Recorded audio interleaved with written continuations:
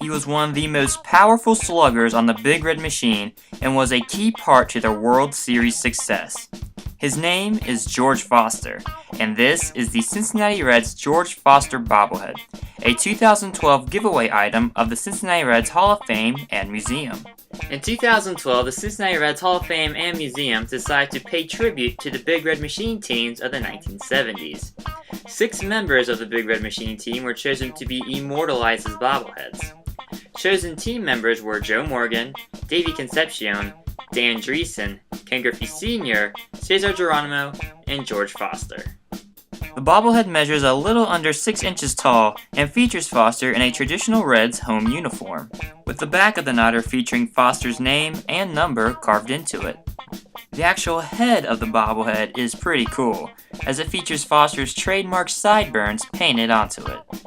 The stance the bobblehead is sculpted in has Foster swinging a bat, which for the most part looks pretty cool.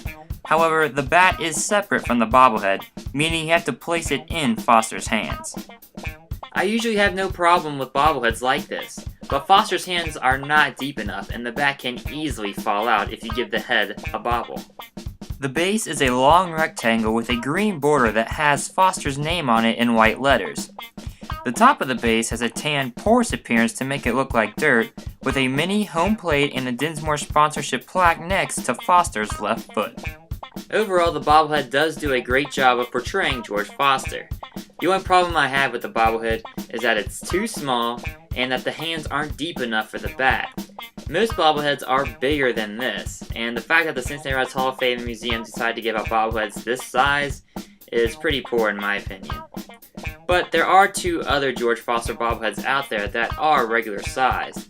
However, they do not feature the Cincinnati Reds logo, as this is the only George Foster bobblehead to feature the Reds logo on it.